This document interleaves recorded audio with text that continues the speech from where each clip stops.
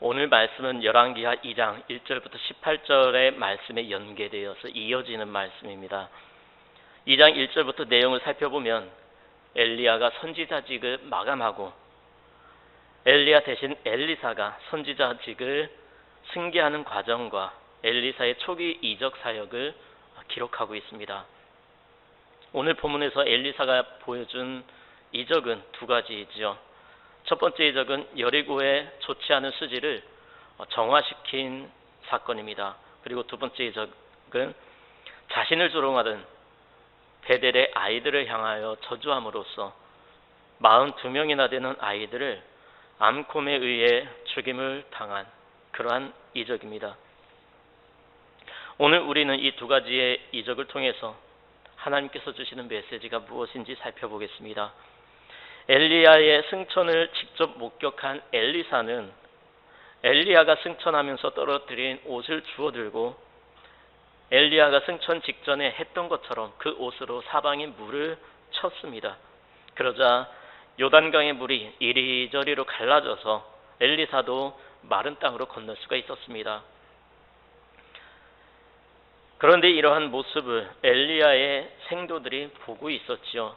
이 장면을 통해 엘리야의 생도들은 엘리야에게 임했던 영적인 능력이 이제 엘리사에게 임하게 되었음을 보게 되었습니다.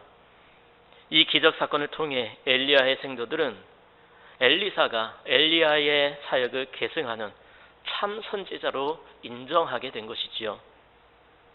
그런데 오늘 본문에서는 엘리사가 여리고 성에서는 수지를 정화시키는 이적을 일으키고 또 베델에서는 자신을 조롱하는 아이들을 저주하여 죽게 함으로써 일반 백성들에게까지 하나님의 권능을 받은 참된 선지자로 객관적으로 입증을 받게 된 사건을 보여주고 있는 것입니다.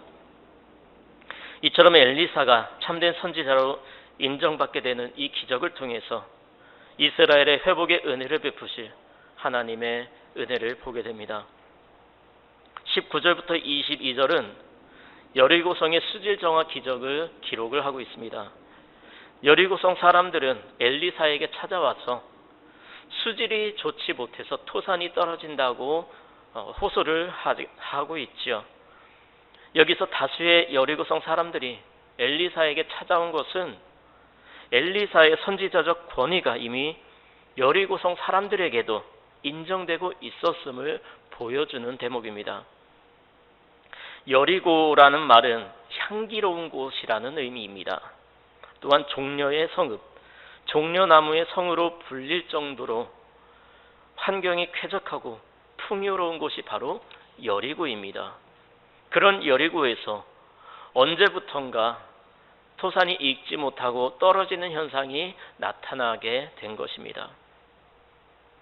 여리고성 주민들은 엘리사를 찾아가서 자신들이 스스로 해결할 수 없는 문제에 직면해 있음을 말했습니다. 그들은 엘리사에게 수질이 좋지 못하여 토지소산이 익지 못하고 떨어지는 것을 알렸죠. 이것은 여리고 사람들에게는 매우 큰 재앙이었습니다.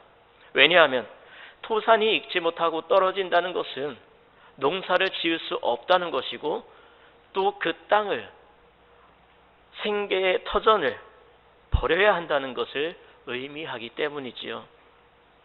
그런데 여기서 토산이란 그저 단순히 농사를 지어서 얻는 열매만을 의미하지는 않습니다.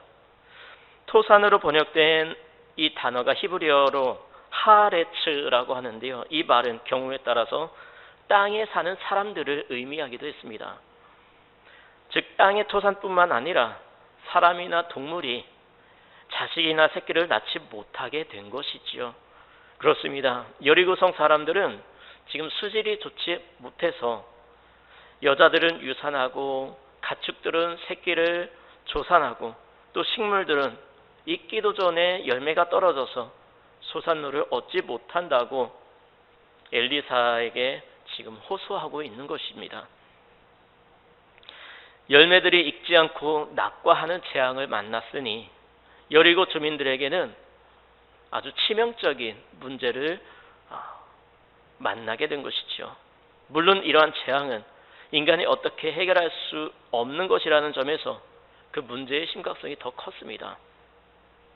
그런데 참으로 다행스러운 것은 그와 같은 사망의 재앙만 여리고에 있었던 것이 아니라는 것입니다. 여리고에는 하나님의 사자인 엘리사도 있었습니다. 이것은 여리고 사람들에게는 매우 큰 축복이었지요. 그렇습니다. 여리고 사람들이 수질이 악화된 재앙을 만난 것은 불행한 일이었지만 하나님의 사람이 그들과 함께 있었다는 것은 매우 큰 축복이었습니다.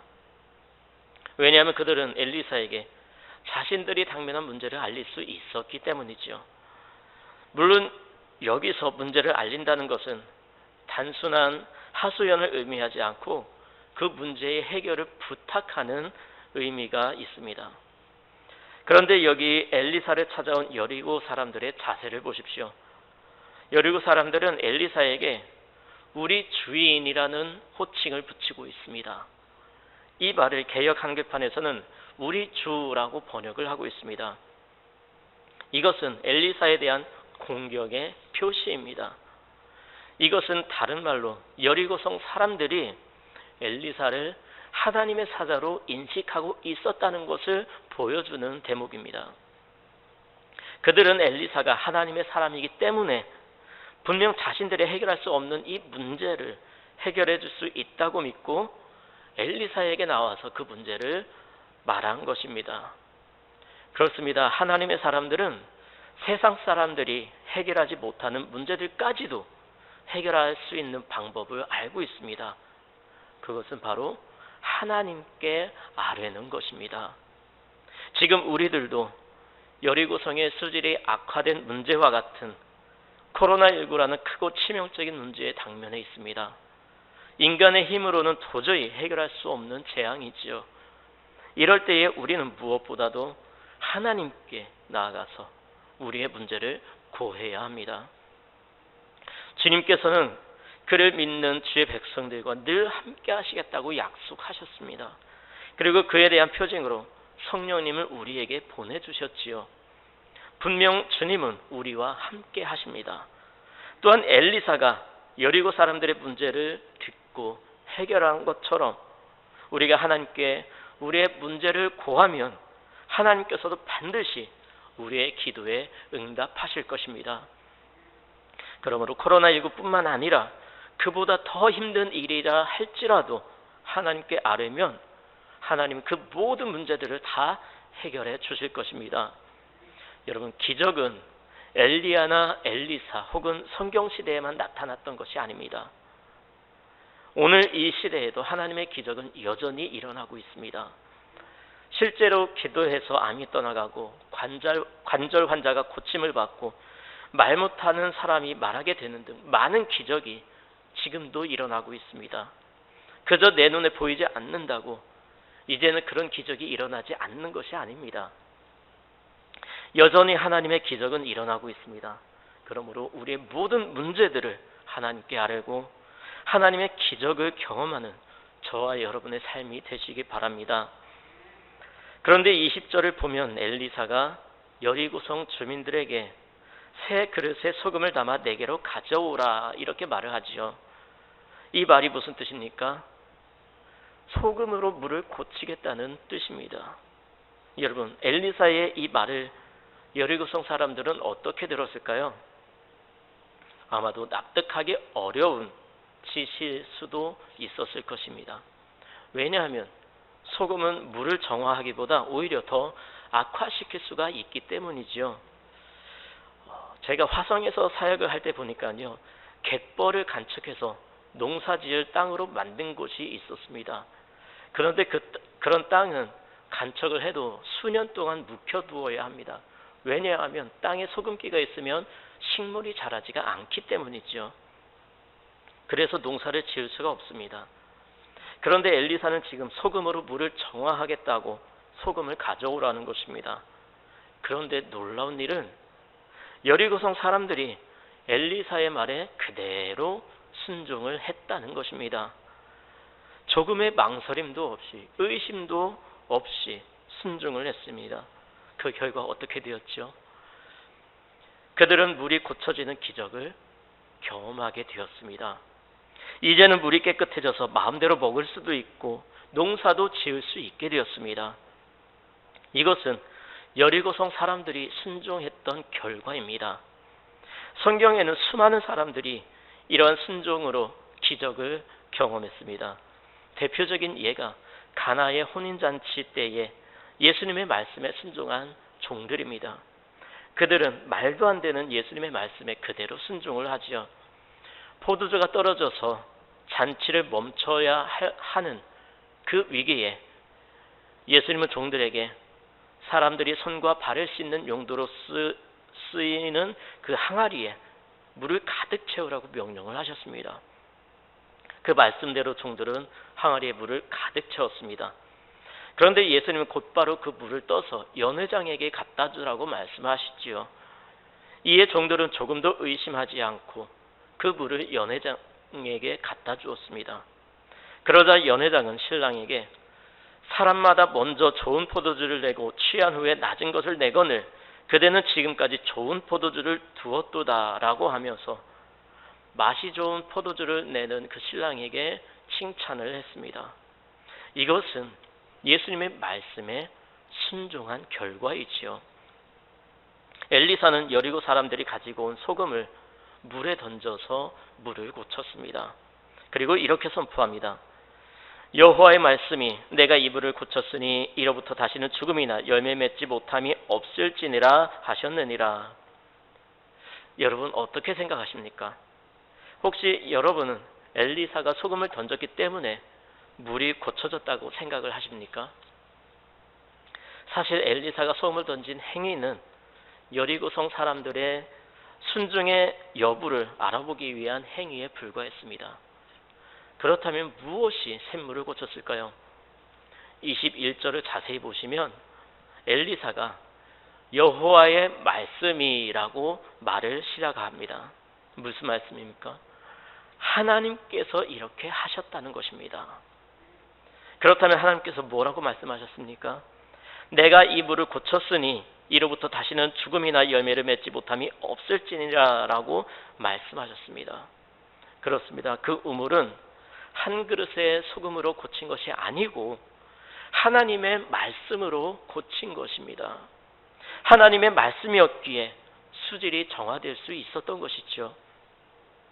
이러한 사실에 대해서 22절에서는 이렇게 기록을 하고 있습니다. 그 물이 엘리사가 한 말과 같이 고쳐져서 오늘에 이르렀더라. 이처럼 하나님의 말씀으로 여리고성의 물을 정화시킨 것은 한편으로 우상을 숭배함으로써 마치 죽은 것 같은 북이스라엘에 하나님의 말씀을 통해 생명력을 불어넣을 것을 예시하는 그러한 말씀인 것입니다. 그렇습니다. 하나님의 말씀만이 죄인을 의인으로 변화시킬 수가 있습니다. 오직 하나님의 말씀만이 죄인을 변화시켜 의인으로 만들 수 있습니다. 지금 이 시대는 무엇보다도 하나님의 말씀이 필요한 시대입니다. 말씀을 통해 하나님께서 원하시는 뜻을 제대로 알아야 합니다. 말씀에 집중해야 합니다. 코로나19로 인해 많은 활동을 하지 못하는 이때에 우리는 더욱 말씀에 집중을 할 수가 있습니다. 오늘 본문을 기록한 저자는 이 열왕기서에 관한 여러 사료들을 편집해서 기록할 당시까지 여리고의 그 물이 청결하여 백성들뿐만 아니라 토지 소산에도 아무런 문제나 어려움이 없었음을 증언하고 있습니다. 다시 말해 오늘에 이르렀다라는 말은 엘리사의 이적에 대한 기록을 실증해 줌으로써 엘리야의 후계자로서 엘리사의 사역에 대한 신뢰와 권위를 대변해 주고 있습니다. 즉 하나님의 권위가 회복되고 있는 것을 의미하는 것입니다. 이어서 기록되어 있는 23절과 24절은 여리고의 물을 고친 후 엘리사가 베델로 올라갔을 때에 있었던 일입니다. 그런데 23절과 24절에서는 여리고성의 샘을 고친 것과는 아무런 상관이 없는 듯한 생뚱맞은 내용이 기록되어 있지요. 어찌 보면 이 이야기는 엘리사의 흑역사를 기록하고 있는 것처럼 여겨집니다. 왜냐하면 23절을 보면 자신을 조롱했다는 이유로 작은 아이들을 저주하여 죽게 했던 기적이기 때문이지요. 그런데 여기서 작은 아이들로 번역된 히브리어는 나르라고 하는데요. 이 말은 아직 태어나지도 않은 아이부터 결혼하기 전까지의 청년에 이르기까지 매우 광범위한 그러한 연령대의 아이들을 의미하는 단어입니다. 그렇다면 청년을 죽어도 마땅한 것일까요? 여기서 우리는 아이들이 엘리사를 조롱하는 그 내용을 살펴볼 필요가 있습니다. 아이들이 뭐라고 말을 하면서 조롱을 하지요? 대머리여 올라가라, 대머리여 올라가라 라고 말을 합니다. 이것이 무슨 뜻일까요? 이 말을 보니 엘리사는 대머리였던 것 같습니다. 그런데 아이들은 그냥 단순히 엘리사의 대머리를 조롱하는 것이 아니었습니다. 여기서 올라가라는 말은 엘리야가 하나님께로부터 들림받은 사건을 의미합니다. 그러므로 아이들이 하는 말은 엘리야처럼 너도 하늘에 올라가 보라 이렇게 말하고 있는 것입니다. 즉 엘리야의 승천을 비웃는 말인 것이지요. 너의 스승이 승천했으니 대머리인 너도 한번 올라가 보라 이렇게 모욕을 한 것이지요. 아이들의 이러한 조롱은 하나님께서 행하신 위대한 기적에 대한 조롱과 하나님의 사람에 대한 멸시와 모욕이었던 것입니다. 그러므로 이 사건은 단순히 인간적인 윤리 기준으로만 설명을 하거나 이해할 수 있는 사건이 결코 아닌 것입니다. 만일 엘리사의 저주가 그릇된 것이라면 하나님께서 그렇게 신속하게 젊은이들을 심판하지 않으셨을 것입니다. 그런 의미에서 볼 때 엘리사의 저주는 곧 하나님의 분노였던 것입니다. 개인을 향한 조롱은 참을 수 있을지언정 하나님을 향한 조롱은 참을 수 없는 것입니다. 여호와의 영광은 훼손될 수 없는 것입니다. 이것이 엘리사가 베델의 젊은 아이들을 저주한 이유입니다. 엘리사가 저주한 즉시 두 마리의 암곰이 수풀에서 나와서 아이들 중 42명을 찢어 죽였습니다. 이 아이들에게 내리신 여호와의 심판은 무서운 것이었습니다. 이 심판을 통해 하나님께서는 여호와를 배반하고 불신하는 이스라엘 민족에게 경각심을 심어주셨습니다. 여기서 우리는 북이스라엘 왕국의 도덕성과 영성이 어떠했는지 생각해 볼 수가 있습니다. 특히 오늘 사건이 발생한 베델은 여로보암이 금송아지의 제단을 만들어서 이스라엘로 섬기게 했던 종교적 중심지였습니다. 이 베델에 사는 젊은 아이들이 하나님의 사람 엘리사를 조롱했던 것은 베델 사람들이 여호와의 말씀과 여호와의 선지자들에게 얼마만큼 적대감을 가지고 있었는지 잘 보여주는 사건이라 할 수 있습니다. 그들은 하나님의 선지자를 조롱함으로써 하나님을 조롱했던 것이지요. 아이들의 죽음은 부모된 자에게는 큰 슬픔이 됩니다. 아이들은 부모의 죄를 쫓아 그 길로 행했기 때문에 사실상 부모가 받아야 할 심판을 아이들이 받은 것이죠.